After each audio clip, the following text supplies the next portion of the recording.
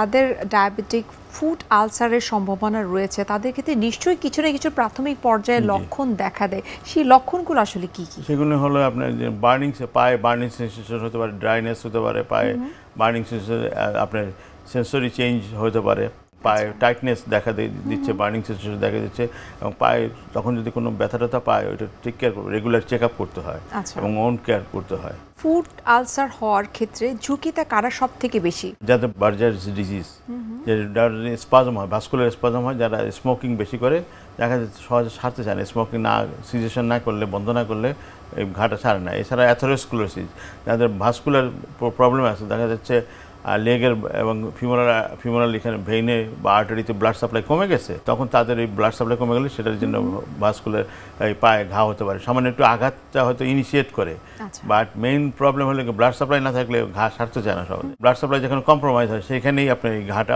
অনেকদিন থাকে, ক্রনিক ফর্মে টার্ন নেয়। ফুড আলসারটা যেন না হয় সেক্ষেত্রে আসলে আমাদের কোন কোন ধরনের নিয়ম কানুন আসলে মেনে চলা উচিত? পায়ে সবসময় জুতো পরা এবং পায়ে যেন কোনো রকম আঘাত না পায়, পায়ে কোনো ক্ষতর সৃষ্টি না, সেটাকে টেক কেয়ার করা। আচ্ছা, এরপর হলো গিয়ে ডায়াবেটিক কন্ট্রোল করা, এবং যেমন মানে প্রিডিসপোজিং ফ্যাক্টর যেটা আছে, যেমন ধরুন বার্জার ডিজিজ হলে বা সিগারেট সিজেস বন্ধ করে দেওয়া, অ্যাথেরোস্ক্লেরোটিক প্রবলেম থাকলে অ্যাথেরোস্ক্লেরোসে ভাস্কুলার সার্জনকে দেখে হয়তো ভাস্কুলার বাইপাস করা সম্ভব হলে, ওটা উপরের দিকে হলে সম্ভব, নিচের দিকে সম্ভব না, সেইগুলি করা।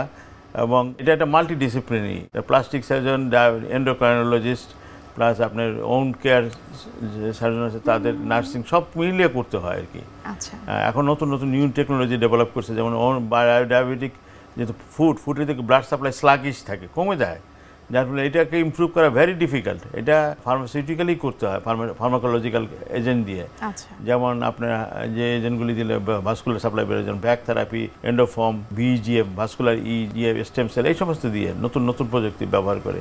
কারণ এখানে লোয়ার এন্ডে মানে ফুটের এখানে ভাসল এত ছোটো থাকে, যেটা মাইক্রোঅ্যানাস্টোমোসিস করে ব্লাড ফ্লো বাড়ানো সম্ভব না। যদি উপরের দিকে থাকে, লেগে বা থাইয়ে থাকে, সেখানে সম্ভব না ভাস্কুলার ফ্লো। লেগে যদি আঙ্গুলের এখানে থাকে, ভাস্কুলার থাকে, সেটা ইজ ভেরি ডিফিকাল্ট।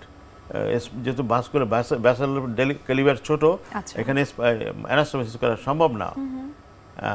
সম্ভব না মানে বেশিরভাগ ক্ষেত্রে ফেলিওর হয়, আর যেহেতু স্পাজম থাকে, তো সেইখানে আমরা ওই যে ভিজিএফ, অন্য যেটা ব্লাড ফ্লো ইনক্রিজ করা যায় পেরিফেরালি, সেইটা করে ঘায়ের চিকিৎসা করতে।